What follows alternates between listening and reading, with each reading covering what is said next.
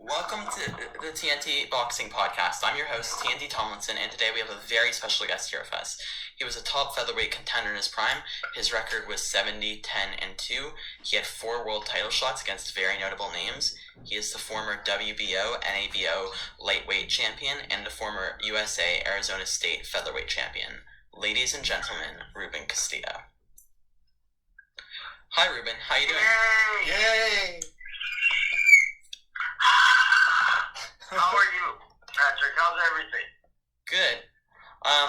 We were just saying this podcast up today and everything, like getting like just everything kind of in order for it. But how are you doing? Everything is fine. Wonderful over here. It's nice and hot and humid and all that crap over here in California. Now you're in Ontario. Are you in Canada, right? Yeah, it's hot for us here, but you guys just must be burning over there. See, right now it's almost 100 degrees. Wow. When so Canada, it's a little warm over here. Yeah, in Canada it's like 30 degrees, and it's just no, it's not 30. 30's like 86. Today it's probably more like 78. Really? Yeah. Well, you guys are on Celsius, right? Yeah, we're on Celsius. So we are. I think it's like officially like 25 or something like that, which I think I'm gonna say is 58, which is like 67, 77. So it's not too bad. Wow. Yeah. So nothing special, but I can get out. I can walk around. It's pretty good. All right, Patrick, you want to start with? No. Do you guys have any Mexicans over there? I want to make all these jokes, but I'm being recorded, right? So, Yeah. I'm not going to make those jokes. If you do, tell my cousins I said hello. Okay. Well, what made you want to start boxing? I'm sorry? What made you want to start boxing? Why did I want to start boxing? Yeah. Was that the question? The reason I started boxing, I was 9 years old. And I went to Catholic school. And we were the only Hispanic family in Catholic school. So all the white kids would because I was small always as a kid, so they'd pick on me and they'd start fighting with me. So I started boxing. And by the end of the school year, I was knocking the crap out of these guys that were, so, and I love to fight, so I become a fighter at the age of 9. And then I fought a lot of fights as an amateur, and then I went to the Olympic trials, and I got beat by David Lee Armstrong. He went on to the Olympics to win, I think, a silver medal. But it was amateurs, and I got to tell you something, amateur boxing is a lot tougher than the professionals, because you only have 3 rounds to do your business, and you got to get busy. In the professional world, you do 10 rounds when you're already established, and of course, I fought 15 rounds for the world title. So it's a lot different now. It's only 12, well, not only, but 12 rounds, and it's a great sport. And when I was fighting in the 80s, 70s, 80s, and 90s, boxing isn't the same. It's not the same as it was back when we were fighting. Yeah. You had guys like Alexis Arguello, Salvador Sánchez, and Julio Cesar Chavez. You don't have that anymore, and it's a lot tougher. It was a lot tougher then than it is now. Yeah, like you guys had like so many good fighters in like a very loaded era. Like, how good do you think you'd be if you like fought today? If I were in my prime today, as I was back in the 80s, I'd probably, as many belts as I have, I'd probably have 3 or 4. But and I'm not just blowing smoke, but the competition nowadays, you don't know. I don't know, and I'm a boxing promoter now, Patrick, and I don't know who fighters are anymore. And now it's like they're fly by night. They're champion 1 minute, the next they don't have the title anymore, and then you don't hear from them. And I believe it's because there's so much money involved now that they make in a title fight they make $2 million per defense, as opposed to back when I was fighting, we'd make $100,000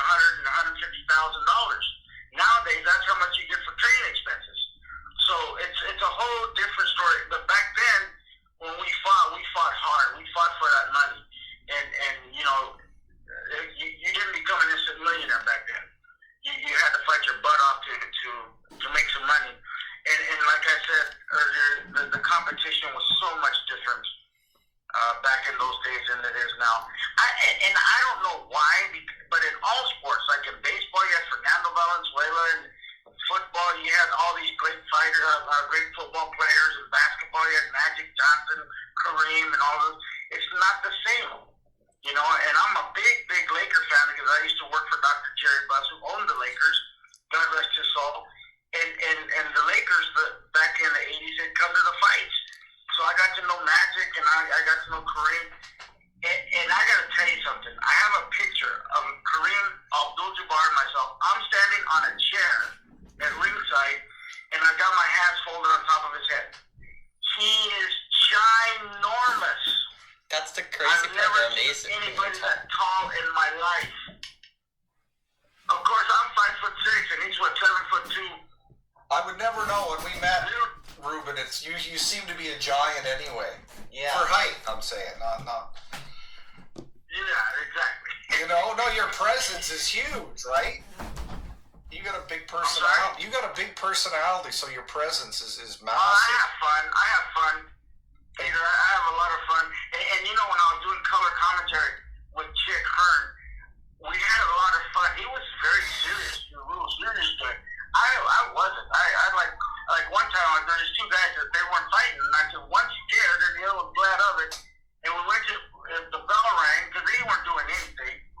And Chick says he was laughing his ass off. He goes, "You know what? I got to start using that one because one looked scared and the other was happy that he's scared. They did nothing. But nowadays, like I said, it's different. It's the money's so big. It's crazy. They get training expense money what we got for world title fights. But God bless them. And now that I'm a promoter, they ain't gonna get that kind of money down with Ruben. So, but they have to fight. And I want to tell you, Patrick and Peter, I'm gonna do a boxing tournament. It's gonna be called the WBC Youth Tournament. What it is we have fighters from the age of 18 to 23. And they start eliminating. So we're going to start in the featherweight division. So we'll have 16 fighters eliminate. And whoever is the last man standing, we're going to get a WBC world title fight for him. Don King did this in 1977. Nobody's ever done it since, and I don't understand why. So that's how you bring back boxing. You bring the attention back to boxing. We're going to do our fights on CBS Sports. We're going to start on CBS Sports. And then we're going to end up going to the internet. But when you have national televised fights and you get the finals, you get the last guy, and we'll announce on CBS that the final will be on the internet. And my commentators are going to be Jerry Cooney. Remember Jerry Cooney? Yeah, he fought Larry Holmes, and he was like a very great contender. Right, there you go. Patrick, you're on it. So Jerry Cooney's going to be my color guy. He's going to be my play-by-play. And Carlos Palomino is going to be my color commentator. It's going to be a lot of fun. Yeah. Speaking of the champion, you talked about a bit about the U.S. Championship tournament. I read a bit about it on on Wikipedia and BoxRec when looking you up and doing some research for it. And what you remember, could you please tell us us in the audience a bit about that tournament? I'm catching your breaking now, so I'm catching as much as I can. Okay. Closer. What was the question again? What do you remember about the U.S. Championship tournament? Well, the United States boxing tournament was a very good tournament, and Don King did it very well. He got people who were ranked in the top, I think, 15 in the world in the WBC or in the United States boxing ratings. And so at that time, I was ranked number 1 in the United States and ranked number 2 in the world. So we all eliminated, and I fought Juan Laporte. I fought a guy named Richard Rosell. That was very good. And then I fought another guy. I can't remember his name. He owned this is a horrible story. Calvin Lampkin. I fought Calvin Lampkin.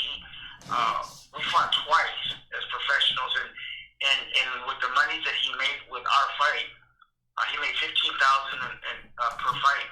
And of course, my fights were these 2 fights that we had were in Bakersfield, so I co-promoted it, so I got I paid myself more money than him.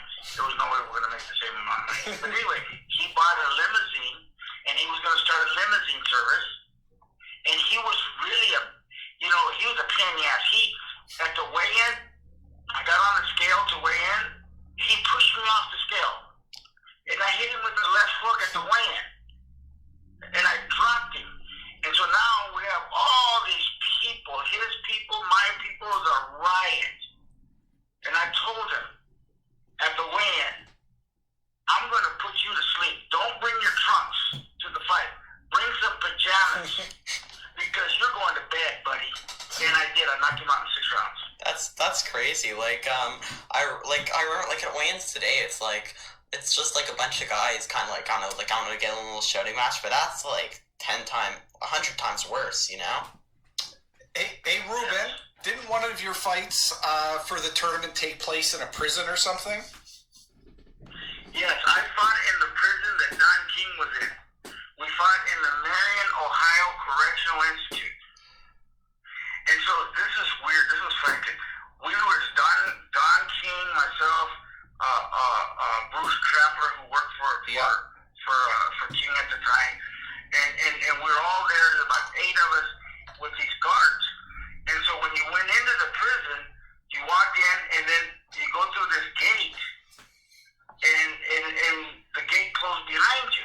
So now you're standing in the middle of 2 gates. So the gate in front of you open, you walk through it, closed behind you, and they told us don't look to the left and don't look to the right because all you saw were inmates. And there were bars, and they were reaching their hands in there to touch you, and the guards keep them away. They said don't even look to, and they're whistling. That's just crazy. It was crazy. So the audience in attendance were all inmates. But you had all these guards with shotguns and stuff. And I said, what happens? I asked the guard, I said, what happens if they want a fight breaks out?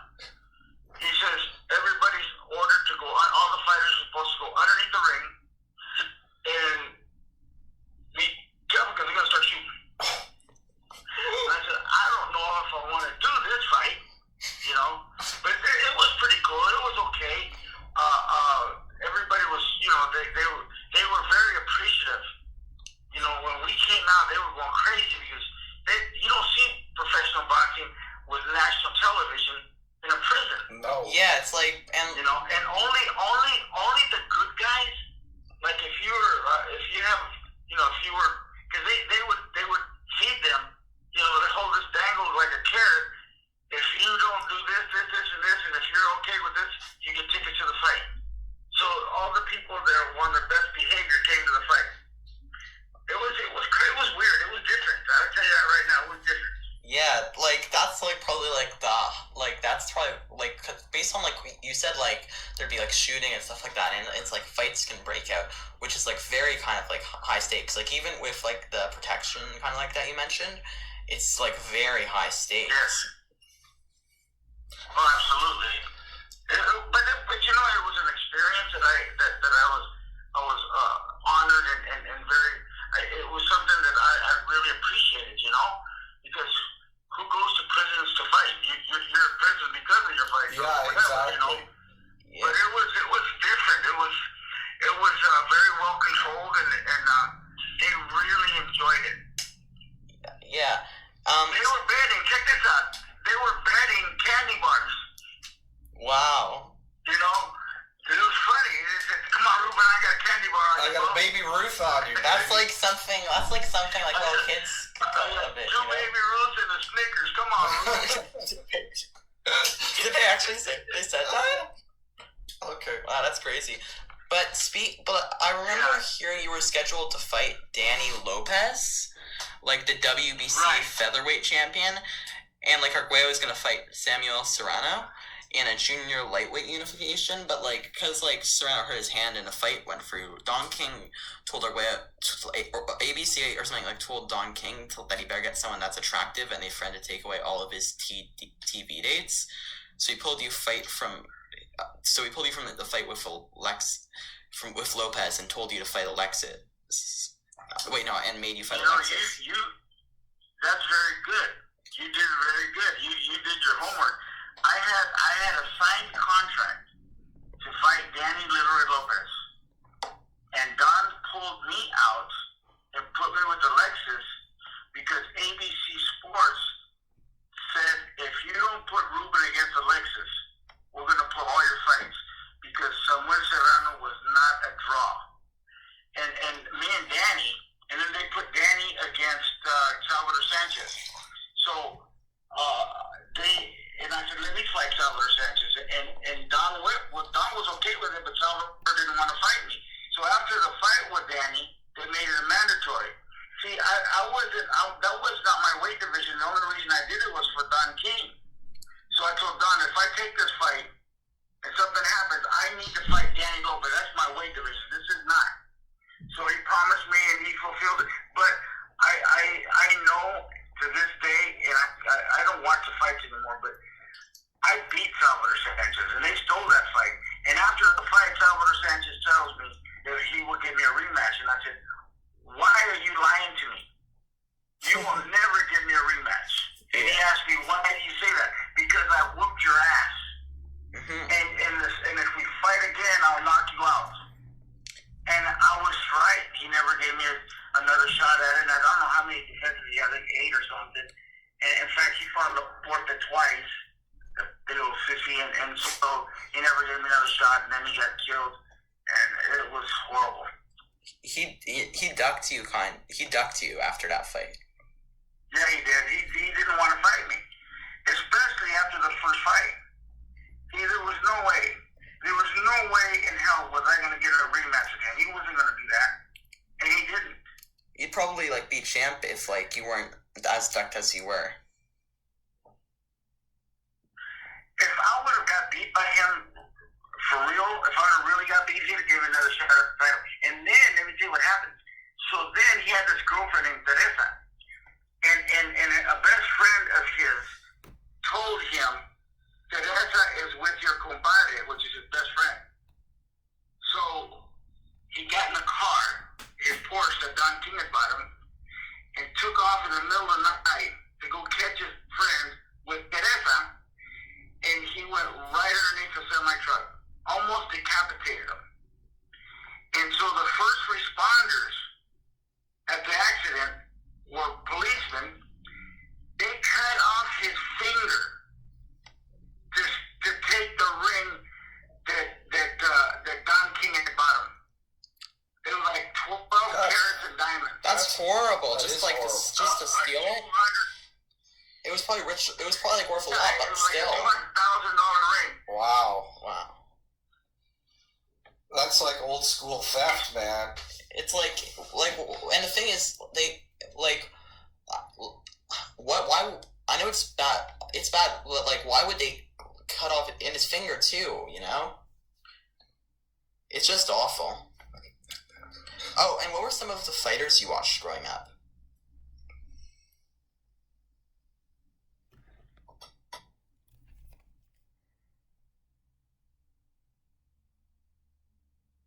So right about now, there was some issue with the internet, and that cut the whole thing out. So I was able to get back on a call with him, but once I got back on that call, it took a while to get back on that call. So there was a bit of a cut there. So if it may seem a bit weird, but that's why.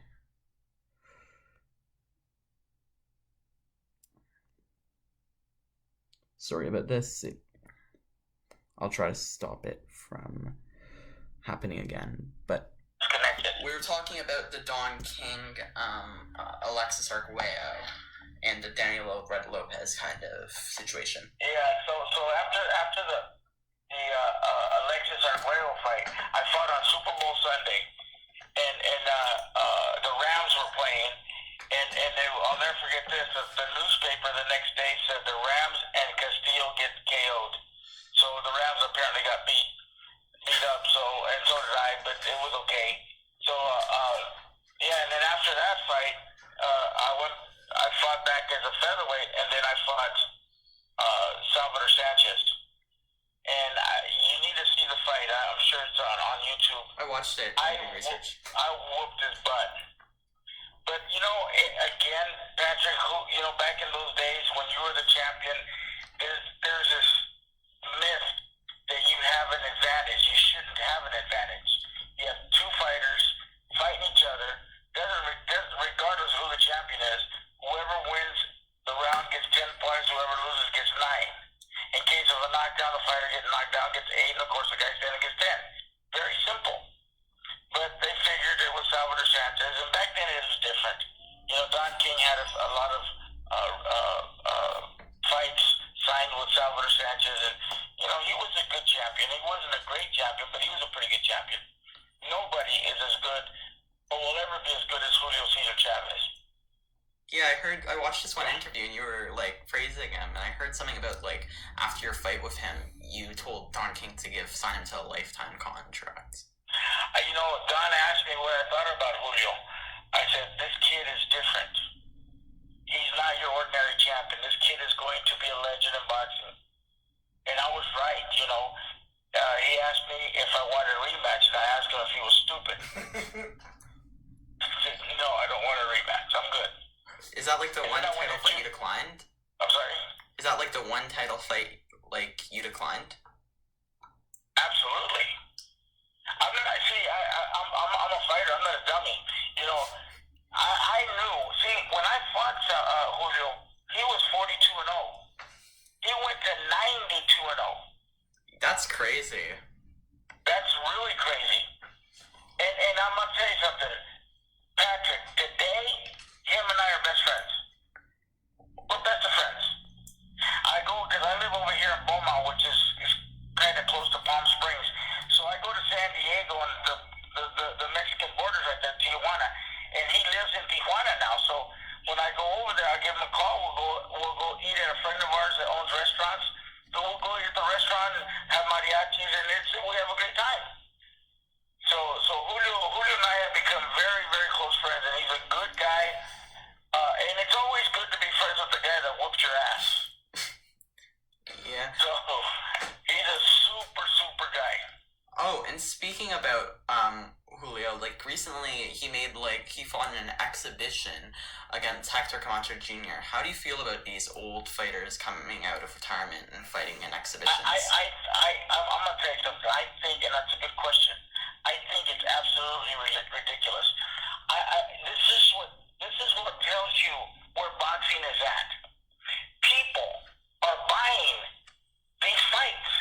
It tells you where we're at in boxing. Who in the hell is going to buy a sparring session? This is what tells you about boxing today. It's horrible. You don't have any fighters that are, they're going to follow, they're going to pay money to watch Julio beat up somebody in a sparring session. Oh my goodness. And Julio asked me if I wanted to do an exhibition bout with him. I said, are you out of your mind? I learned the first time we fought. You see, Patrick, when you get in the ring and you call it an exhibition, you say, we're just going to do this, that's a bald-faced lie. Because if I get in the ring with somebody, I'm going to knock the crap out of them. Yeah. Because that's what you do when you're in the ring. You don't kitty-pat around. Because what's going to happen is you're going to hit me, I'm going to hit you back, you're going to hit me harder, and I'm going to come after you. So that's what boxing should be like. I don't get it, and he asked me if I would do it. I said no. Yeah, and boxing's one of the most dangerous sports, probably the most dangerous in the world. No, you know what it is? I'm going to tell you what is the most dangerous sport in the world is. You're not going to believe it. What you is ready? It? Yeah. Horse racing. Because of the jockeys. You think about it, it makes sense. These horses are running 40 miles per hour. You fall off that horse, you're done. Especially if you're winning the race. You have all these horses behind you. It doesn't happen a lot, but it happens, Yeah, you're right. I think I would rather get run over by 6 horses than to fight Julio Cesar Chavez again. That just shows Chavez is how good Chavez was, and his dominance. Oh, are you kidding me? I know. and they asked me how hard did he hit. I said, go ask him. Have him show you. Another fighter I think you did that for was, like, I saw this one interview in, like, 2011, and this was, like, back when Canelo was, like, I think he was, like, a world champ. He won his world title, but, like, he didn't fight, like, any of the really big names yet. And you said he could beat, like, any other top fighters, like Pacquiao, Sergio Martinez, and, I think, he said Chavez Jr. as well. And, like, that's crazy. Because he wasn't. Canelo is at the right place at the right time, Patrick. There's nobody in boxing right now that's good or that's exceptional. Not like when we fought. Like, you put Canelo against a Sugar Ray Leonard in his prime, there's no Canelo. You put him against an Alexis Arguello back in his day, there's no Canelo. See, right now, there's nobody. What do you know of any other world champions there are in the world besides Canelo? I follow the current day boxing, like, a lot. Like, I mean, I watch, like, a fight every weekend. So, like, I watch it pretty actively, but, like, I know Anthony Joshua, Tyson Fury, Gary Russell Jr., Lomachenko, guys like that. But, like, I feel like the casual fan wouldn't know as much as normally he would. Yeah, but you know a lot more than I do, and that's the truth. You know more about boxing than I do, right? And I can tell you right now. You see, Lomachenko, to me, he's not a great fighter. Anybody, if I would have fought him in my prime, I'd have slapped the shit out of him. Alexis, Lomachenko is in the right place at the right time. Back in our day, everybody was good. There was a guy named Juan Escobar that I fought. He's from Tijuana. That guy had 36 wins, 36 knockouts. He wasn't playing around. And, he got beat by somebody. I beat him and, started going downhill. But back in our day, Patrick, we had a bunch of great fighters. Yeah, and once you mentioned our world champions, back in our day, anybody in the top 10 in the world would hold 3 belts today. So, but it's all different now. So, Ruben, who were the guys you watched when you were growing up? I mean, who were the guys that you liked a lot? Who I was good friends with? I was very good friends with Marvin Hagler. And do you remember Ron Lyle? Of course. Yeah. Ron Lyle was one of my best friends because I lived in Denver. I lived in Aurora. And we trained in the same gym in Denver. Ronnie was such a good man. Oh, yeah. I put shaving cream in his boxing shoes, and when he put his shoes on, he felt it, and we were all laughing because we were at a distance. He looked in his shoe, and he didn't say anything except, Ruben, I'm gonna beat your ass. I don't know how he knew it was me, but he knew it was me. Ron Lyle was one of the greatest people I've ever met in my life. And it's a shame that he's no longer here. Yeah, Ronnie was the head of security at the Tropicana Casino in Vegas. And by accident, I go to Tropicana and I run into him. I see him. I go, Ron. He goes, yeah. I go, you are kidding me. He looked at me and goes, Ruben. He hugged me. You couldn't see me no more. He was so huge. Ronnie was, I'm telling you, he's one of the best friends that I've had in boxing in my life. One of the nicest guys. But you can't cross him. Yeah. You cross him and oh boy. Well, he didn't eat it in real time. Yeah, he was in jail. He was in prison for manslaughter. Yeah.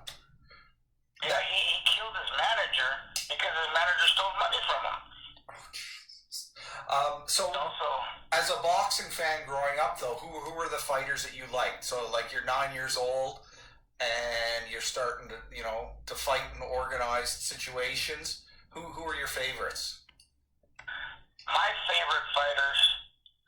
Do you remember a guy named Oscar Bonavena? Yeah. He was a big heavyweight. Fought Ali. Argentina, fought Ali, fought Frazier twice. Argentina, he was Ringo. Everybody called him Ringo. This guy had the ugliest feet you'll ever see on a human being. He was, we trained, and I went to watch him train, and he took off his boots, and everybody had to leave the building because it was horrible. But Oscar Bonavino is one of my favorite fighters. Of course, Ronnie Lyle was one of my favorite fighters. I always thought that I always liked Lupe Pintor and Alexis Arguello, and because they're older than me, and I ended up fighting Alexis, of course, but back in those days, man, there was some very, very good fighters. Ruben Olivares was my idol. Puas. And we become best of friends. Let me tell you something, Peter. I got a chance. I fought a guy by the name of Hector Carrasquilla from Panama. Mm-hmm. And he fought, Ruben Olivares fought Eusebio Pedrosa on the same show. Well, I fought on his show, on his card, in Houston, Texas. And I knocked Carrasquilla out. My manager was my godfather. And he bet $100,000 against the Carrasquilla's manager, who also managed Pedrosa. He was an attorney with a lot of money. So he come up to my godfather and says, "I got $100,000. You wanna bet on your boy?" He says, "Absolutely." So they gave it to somebody, to the promoter or whatever, to hold. And my godfather said to me in the dressing room, "If you knock this kid out, I'm gonna buy you a brand new Corvette," because he knew the Corvette was my dream car. I said, "Are you kidding me? Put it in writing, and I'll knock out his family." He put it in writing, and I knocked him out in the third round. We go to Bakersfield. There was a red Corvette in three-way Chevrolet. At three-way Chevrolet, there was a red Corvette in the showroom floor. That was mine. Wow. My godfather paid cash for it. Paid $17,000 for a 1980 Corvette. That's crazy. Isn't that crazy, bro? Yeah, you fought some big names on some of the world's biggest stages. How would you mentally prepare yourself for that? You know, it's funny, and that's another good question. You to me, back in those days, they weren't famous to me. They weren't big people to me. They were just another fighter to me. But I trained hard, and I worked hard, and the problem with my career, it was a lot different, because back in those days, you had to be a great fighter to become a world champion. You just didn't become a champion like they have now. You had to be, because everybody in the top 10 were vicious, were absolutely great fighters. And Alexis Arguello is a legend. Sánchez is a legend. Chavez is a legend. So back then, the fighters were much different than now. You know, it's become Hollywood. You know, and that's why Patrick, I'm gonna do this tournament. We're gonna get these young kids that are talented that nobody hears about, and we're gonna have people hear about them. And we're gonna, and whoever wins their tournament, they're gonna be the best. Yeah, I'm excited to see that. Number one fighters, and that's how we're gonna create world champions. Yeah, I've noticed a couple of modern day tournaments, like the World Boxing Super Series and stuff like that. But like, I'd like to see more tournaments, you know, and that's just like a great idea. They're very good. They're very good. And let me tell you something. And I want to tell you right now. I don't know who are all listening to our conversation. It's just me and But Patrick. I'll promise you, when we do the tournament, you and Peter coming out to my fights. Thank you. I want to sit ringside with you. Sounds good to We're me. going to go over boxing, and we're going to say, what do you think about this guy? What do you think about that guy? Because you know more about boxing than I do. I'm telling you, that's the God's truth. I want I you was to. a fighter, and I thank God that he gave me that talent, but I don't follow boxing. And I'm not going to follow boxing until we do the tournament and blah, blah, blah, blah, blah. But because, you know, they're fly-by-nights nowadays, you know? They're champion 1 minute, and the next minute they're not, you know? Yeah. So it's we're gonna bring boxing back. That'll be exciting. That'll just be amazing. How long have you been a boxing fan? I've been a fan since about when I don't know, like probably like maybe like what year is it? It's 26. Oh yeah, wait, no, wait, what year did I start? I think it was like I don't know. 2015. I took That's what I about meant. 2015. Yeah. Yeah, I'd say about 2015. I started, so like maybe 6 years, and like we went, but like I mean, I followed it like a lot. Like I followed it. I followed it like a bit then, but I followed it like even more. Like it just shot up kind of in like 2018. Who do you like? Who's your favorite fighter right now? From today's currently from the current fighters, it's Canelo, Anthony Joshua, and Tyson Fury. All time, it's like Evander Holyfield and Muhammad Ali. Evander is the nicest guy you'll ever know, and Muhammad, of course, he's the greatest of all time. I gotta tell you the story. Kenny Norton had a testimonial dinner in San Diego. That's where Kenny lived. And I got invited. And so they fly me in. I was living in Santa Maria, California. So they flew me in on this private jet into San Diego. So I told my brother, he was my best friend. He was like a brother to me. And we called each other, we're brothers, you know. And I called him up and I said, meet me at the airport because I was going to land at this hour. So he meets me there in his work truck. So, and he's going to take me to the hotel. So he quit. He got out of work. He was his own boss. I mean, he was a contractor. So he got out of work and he goes and picks me up in his pickup. So I get off the plane and there's a guy in a suit with my name on a card. And I said, what the hell?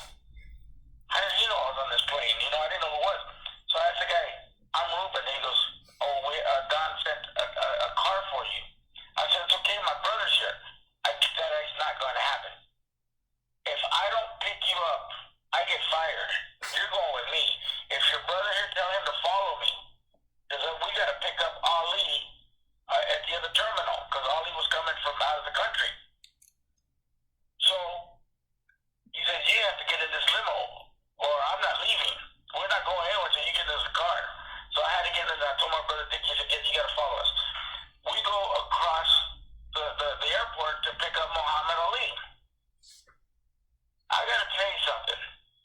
From the baggage claim to the car was, you could throw a rock at it. You know? Very close. It took 2.5 hours to get Muhammad in the car from the baggage claim area. That's how many people just surrounded him. And Ali signed every autograph and took every picture who was asked to take a picture. That's crazy. Like nowadays, you don't see that much. The greatest man you'll ever know in your life, you would have ever known in your life. The guy did. This is how great he was. He was great in the ring, and he was great outside. And he says, I'm going to tell you something, champ. The people, they treat you like this, so we got to treat them like this. Because they asked me for autographs because I'm pretty. He cracks you up. That's great. That's a great philosophy, though. He was right. They made us. We didn't make them. They made us. The boxing fans, if they weren't fans, who would know about Tyson Fury? Who would know about nobody would know him. Yeah, they'd just be fighting in like bars, maybe. Ali was the epitome of boxing. He was the epitome of a good person. That guy was, and so anyway, so let me tell you, I'll finish the story. So Dickie is following me in his truck. So we had to pull over because Ali wanted to tell Dickie something. So when the driver pulls over, Dickie pulled behind us. Ali gets out of the car, goes to Dickie, goes to his truck, and he tells Dickie, I want to meet Mrs. Dickie. He said, what? He goes, I want to meet Mrs. Dickie. So Dickie was about to shit himself. He goes, he wants to meet Lynn. Well, then let's go. So the limo followed my brother to his house. And when we drove up, they live in a cul-de-sac. When we drove up, Lynn was standing out. She has absolutely no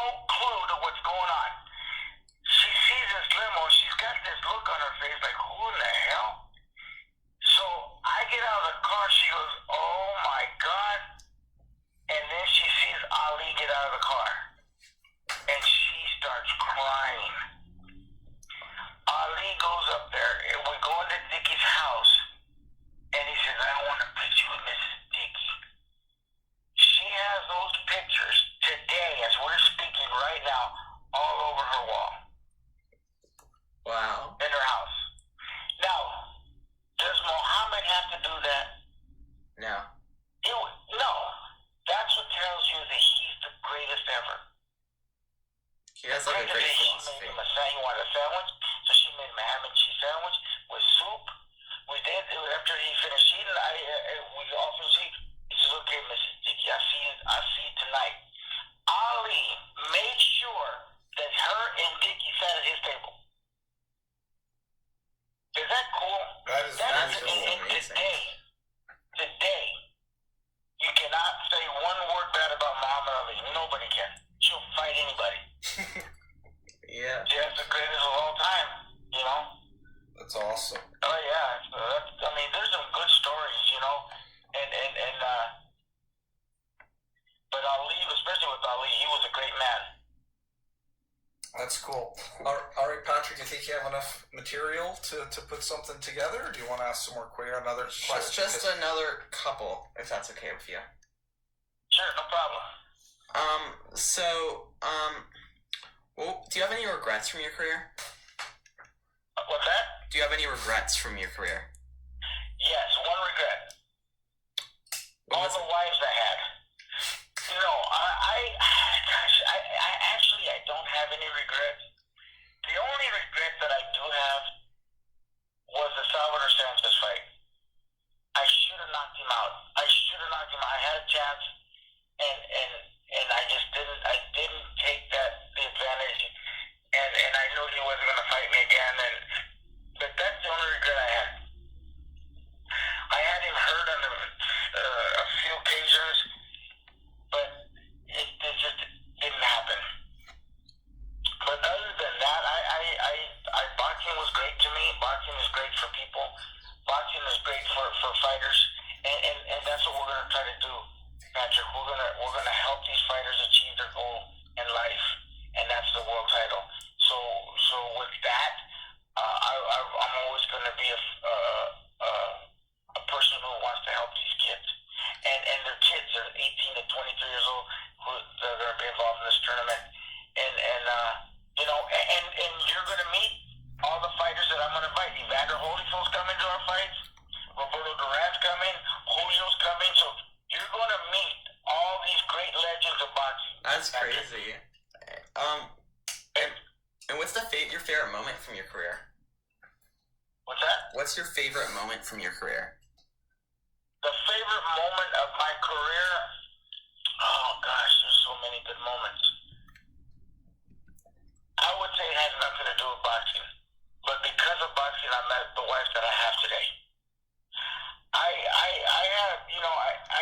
appreciate a lot of people. I appreciate Don King for what he did for my career. I appreciate fighting Julio, fighting Alexis, fighting Salvador. I appreciate all the fights. And the most thing, I appreciate the fans. Because, Patrick, if it weren't for us, there'd be no boxing. Us, I'm talking as fans, as boxing fans. A lot of times these fighters don't appreciate boxing fans. I did, and I always will. Well, okay, wait, is there anything you'd like to promote before we end it off? Just that we're going to do boxing, and I want the people who listen to this and who watch us. My company's called Double Trouble Promotions. We will be on CBS Sports. I can't give you a date yet, but Patrick, when I get the date, you're going to know about it, and your dad and you guys are going to be ringside with me,